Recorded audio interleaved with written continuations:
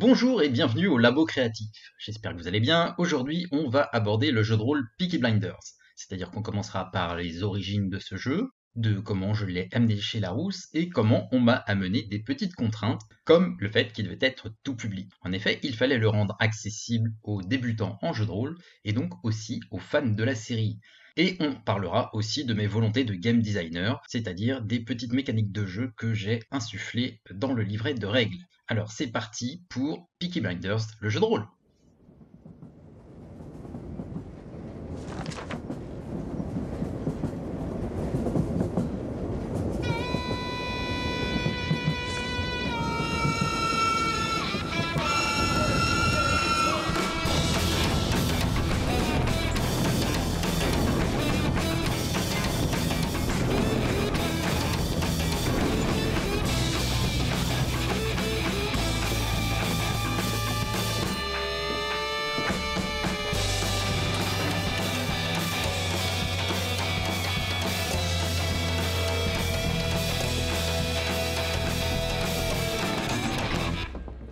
Offert par la maison, monsieur Shelby.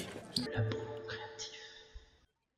Nous revoilà donc pour parler de Peaky Blinders, le jeu de rôle. Le jeu de rôle donc qui va sortir en octobre 2021 aux éditions Larousse et qui à l'origine est une idée assez personnelle si je puis dire.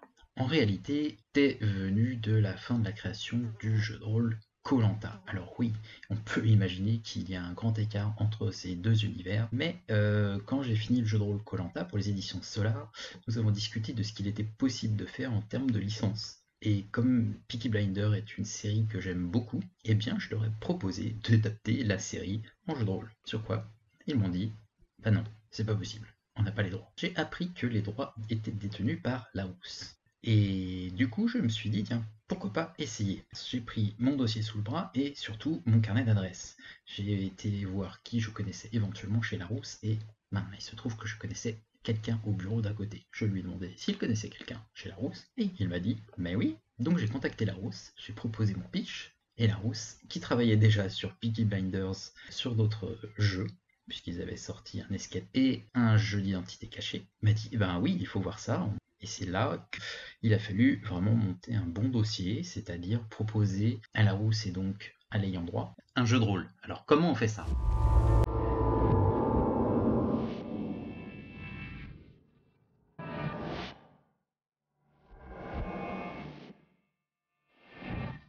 Donc un dossier pour démarcher l'éditeur, ou en l'occurrence plutôt l'ayant droit, un peu les deux en même temps. On précise déjà d'emblée, dans un petit livret qui fait moins d'une dizaine de pages, le public ciblé. Donc là j'avais marqué jeunes adultes et fans de la série, et évidemment ceux qui ne connaissent pas le jeu de rôle. Je brosse un peu le tableau sur l'intention générale, et ensuite, je fais un très bref résumé du système de jeu où je parle déjà des dés à 10, 8 faces, 12 faces que je compte éventuellement utiliser. L'idée, c'est de dire que quand on ouvre la boîte, eh bien déjà, on n'est pas sur un dé assez classique à 6 faces et ça crée une petite surprise. Ensuite, je parle du jeu de rôle, le jeu de rôle en général, parce que il faut savoir que tous les éditeurs et surtout les ayants droit ne savent pas forcément ce que c'est. Le jeu de rôle, on dit ce que c'est, très clairement. Quelque chose de coopératif autour d'une table avec des dés, un soupçon de théâtre d'improvisation et le parfait média pour adapter la série télé. On précise que on va avoir toute une partie du jeu qui va être dédiée à une sorte de tutoriel pour que les novices découvrent eux aussi le jeu de rôle. On souligne qu'on interprète et que tout ce qui n'est pas interprétable en partie se fait par des lancements de dés. Et enfin, on arrive sur l'étape où on ajoute au contenu de la boîte les deux scénarios. Donc le premier scénario qui va parler des Shelby, qui sert de tutoriel, et le second scénario qui parle de la famille Sutton, que l'on va interpréter à Cambridge. Les deux histoires sont liées, cependant le second scénario est lui une véritable partie de jeu de rôle en opposition au mini-scénario de base avec la famille Shelby qui lui est plus un tutoriel. Après quoi, on parle des propositions de jeu et éventuellement des atouts que l'on pourrait tirer de ce jeu de rôle. Globalement, il faut vendre votre produit. Alors c'est peut-être un peu sale dit comme ça, mais il faut persuader les personnes qui vont lire votre dossier que votre projet est top. Donc j'ai agrémenté ça de quelques photos de la série et j'ai conclu par une petite parenthèse sur la plateforme de jeu de rôle en ligne Let's Roll pour dire qu'éventuellement on pourrait chercher des partenariats afin de mettre plus en valeur le jeu et donc la série. Et avec ça, mon dossier était bouclé. J'ai attendu quelques jours, puisqu'il a fallu que Larousse envoie ça à l'ayant droit, que l'ayant droit le lise et dise, eh ben ils disent OK.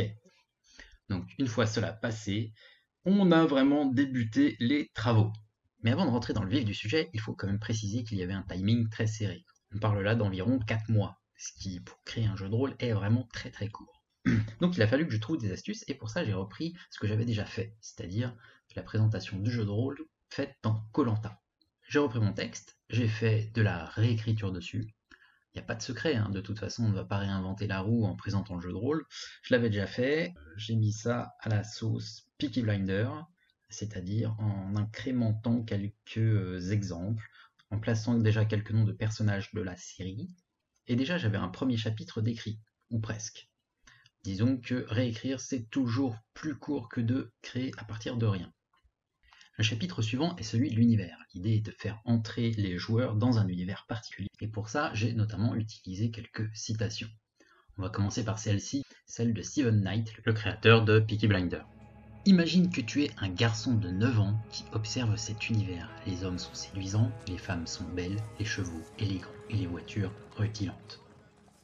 Rien qu'avec ça, on est dans un cadre qui se veut semi-historique, c'est-à-dire qu'on prend ce qu'il faut d'historique et puis on s'intéresse surtout aux personnes. J'ai donc décrit l'univers en m'appuyant sur le livre qu'avait déjà publié Larousse, By Order of the Peaky Blinders.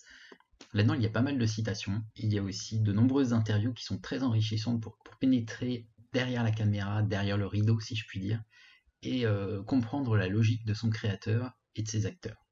L'univers, en gros, dans le livre, il va tenir sur 5 pages, parce que ça sert à rien de faire une tartine, parce qu'on se dit que les fans connaissent assez bien la série, et parce qu'il ne faut pas noyer le lecteur qui ne s'y connaît pas trop dans beaucoup de détails inutiles. Donc on parle du cadre des années 20, c'est-à-dire plus précisément 1923, entre la saison 2 et la saison 3, le moment où se déroule le scénario numéro 1, et on ajoute des petits encarts de ci de là pour préciser des faits en particulier. Donc notamment les suffragettes, ou le communisme et les syndicalismes, ou encore l'importance de la musique. Tout ceci, ce ne sont pas des fioritures, mais des outils qui servent ensuite à jouer. Par exemple, les suffragettes, c'est pour souligner la place de la femme dans la série, et donc la place qu'elles vont prendre dans le jeu de rôle, mais on y reviendra dans le système de jeu juste après. Le communisme et le syndicalisme, c'est un autre point important de l'univers, puisque nous sommes juste après la Première Guerre mondiale, ou la Grande Guerre, comme on l'appelait à l'époque. La musique, par exemple, c'est un point fort de la série, parce que les créateurs n'ont pas pris une musique propre aux années 20, mais bien un rock, une voix grave, des paroles nostalgiques, quelque chose de dramatique, et toujours en relation avec ce qui se passe à l'écran.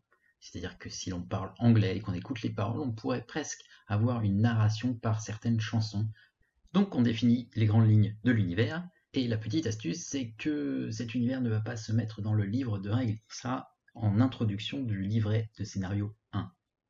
Cependant, une fois qu'on a pu placer les jalons de l'univers, on sait sur quoi s'appuyer pour créer la mécanique de jeu. The gypsy bastard!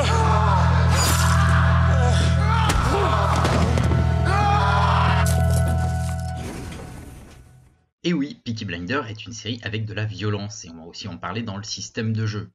Puisque vous êtes entré dans mon labo créatif, je vais vous faire voir ce qu'il y a dans mes éprouvettes, dans les éprouvettes du système de jeu, en l'occurrence. Pour moi, la base, ce serait de définir le niveau d'héroïsme et de dangerosité de l'univers. Peaky Blinders est violent, et ça doit se ressentir dans la mécanique de jeu. Cependant, les personnages principaux ne meurent pas facilement, donc les personnages dans le jeu de rôle ne doivent pas mourir facilement. Alors, sommes-nous pour autant dans un système maudit tel que le définit Alex Jaffe de Riot Games en termes de game design? Non, je ne crois pas. Il faut juste trouver le point d'équilibre entre tout ça. C'est-à-dire marquer véritablement la violence physique et aussi psychologique, tout en préservant les personnages joueurs d'une mort certaine et rapide. C'est-à-dire, ils ne vont pas mourir d'une balle de pistolet, sauf s'ils le veulent. Et c'est là la petite astuce à mettre en place. Car l'identité même de Peaky Blinders, ce ne sont pas ces cadavres qu'on laisse derrière, ce sont bien ces cicatrices physiques et psychologiques. Et c'est là tout l'enjeu à mettre en forme dans la mécanique du jeu de rôle. Il ne faut pas non plus oublier que le système de jeu doit être pris en main par des débutants. Donc pour ce faire, j'ai fait simple. J'ai mis 3 caractéristiques définissant les personnages, le mental, le physique et le social. Ensuite, j'ai ajouté l'endurance et le stress. Alors l'endurance, c'est une jauge qui permet de savoir où en est le personnage de sa santé physique, et le stress, c'est sa santé psychologique. À ça, on ajoute un trait de caractère, qui est une mécanique de jeu qui aide le joueur ou la joueuse à interpréter son personnage, mais j'y reviendrai un peu plus tard. Des occupations. Les occupations définissent les métiers au sens large, c'est-à-dire des métiers pas forcément très recommandables pour l'occasion, puisque nous avons des contrebandiers, des criminels, mais cela concerne aussi les policiers, etc. Ensuite, il y a les particularités. Les particularités sont des dons qui s'utilisent une fois par partie et qui font vraiment la différence en termes de jeu. Par exemple, sur la fiche de Tommy Shelby, il y a la particularité vétéran. Au lieu de faire un lancer de dés pour savoir si on touche un groupe de personnes avec une grenade ou un canon, quelque chose qui est issu du domaine militaire donc, et ben on coche la case, Tommy Shelby touche automatiquement. C'est aussi simple que ça. Et maintenant que vous connaissez tous ou presque ce que l'on trouve sur la fiche de personnage, on va rentrer un peu plus en profondeur. Déjà, pour ne pas être perdu, il faut savoir que les caractéristiques, donc mentales, physiques et sociales, s'échelonnent de 1 à 6. 1-2 c'est faible, 3-4 c'est moyen, et 5-6 c'est balèze. En ce qui concerne les occupations, ce sont surtout des champs de compétences. Par exemple, le contrebandier s'y connaît en marché noir, en drogue, en alcool, en armes, en commerce.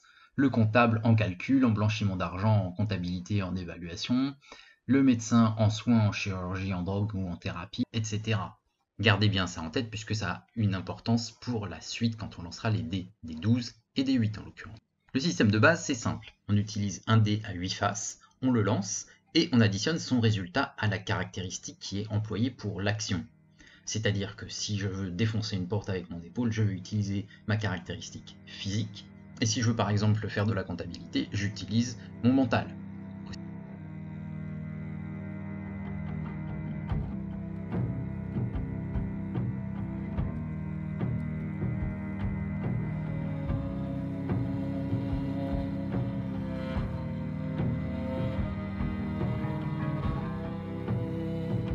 Bon, cela dit, pour que ce soit plus clair, passons au niveau de difficulté. Et il y a 4 grands niveaux de difficulté standard, et puis après ça peut être éventuellement nuancé par le narrateur en partie. Mais sachez que par exemple, le niveau de difficulté facile, c'est 6, que l'on doit atteindre ou dépasser, et ce niveau correspond par exemple à monter à cheval, détourner l'attention d'un garde ou soulever 5 kg. On va avoir la difficulté difficile, donc à 12, là c'est manipuler tout un syndicat d'une usine par exemple, ou courir un marathon ou soulever une centaine de kilos. Et puis après, la difficulté la plus élevée c'est 18+, c'est des cas vraiment exceptionnels. On est par exemple à convaincre un ministre de l'aider, ou traverser encore un champ de mines, battre un champion du monde d'échecs, ou soulever 450 kg, ça vous donne un peu une échelle de la difficulté. Parlons maintenant de l'endurance. C'est la jauge qui permet d'encaisser les coups physiques. Alors l'endurance se calcule avec une base de 10 plus son score de caractéristiques physiques. C'est un nombre de cases donné, et à chaque fois qu'on se prend une blessure, alors superficielle c'est une coche, et une blessure plus grave, comme une blessure par balle ou par couteau, ça va être une croix. Quand toutes les cases de la jauge d'endurance sont cochées, on commence à chanceler. Alors chanceler, c'est voir quelques étoiles et on n'est vraiment pas du tout en pleine forme. On doit alors faire un test de résistance physique, difficulté moyenne, donc en l'occurrence un test caractéristique physique, difficulté 9, afin de ne pas tomber inconscient. Et ensuite, l'autre particularité, c'est quand toutes les cases cochées le sont par des croix, donc des blessures assez importantes, on tombe dans le coma. Et le coma, ce sont les portes vers la mort. Sauf que cette mort, elle est choisie par le joueur ou la joueuse.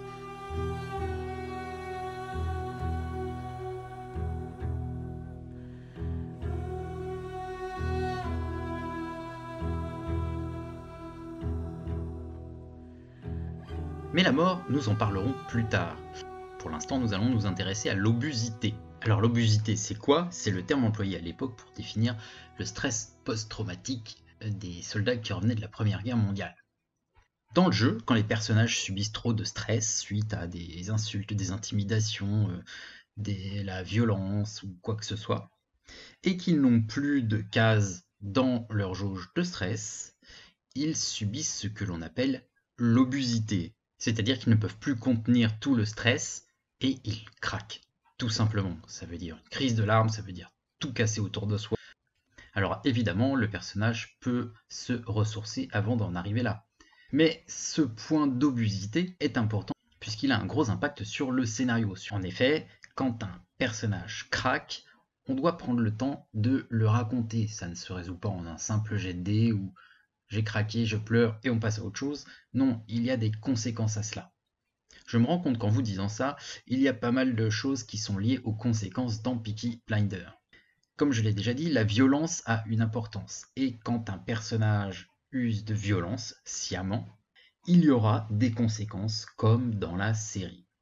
Comme dans la série quand Arthur tue un jeune boxeur, comme dans la série quand Tommy tue un mafieux italien, il y a un retour de bâton, et bien pour les joueurs ce sera pareil. Alors ça, ce n'est pas exprimé en chiffres ou en jet de dés, mais véritablement en narration. Peaky Blinders est donc un jeu de choix et de conséquences. On retrouve ça d'ailleurs avec, tiens, petite parenthèse, la place de la femme dans la société et dans le jeu de rôle Peaky Blinders.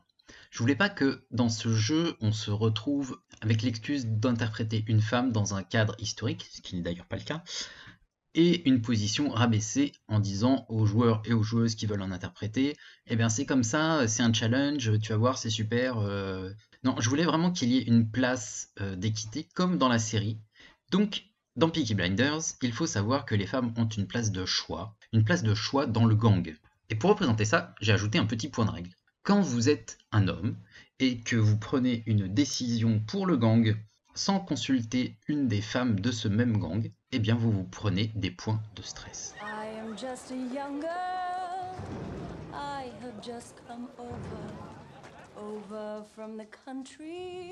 En résumé, pour ce premier épisode sur le jeu de rôle Peaky Blinders, vous avez pu noter qu'il y avait pas mal de termes techniques et qu'il fallait bien coller à un univers quand on devait l'adapter.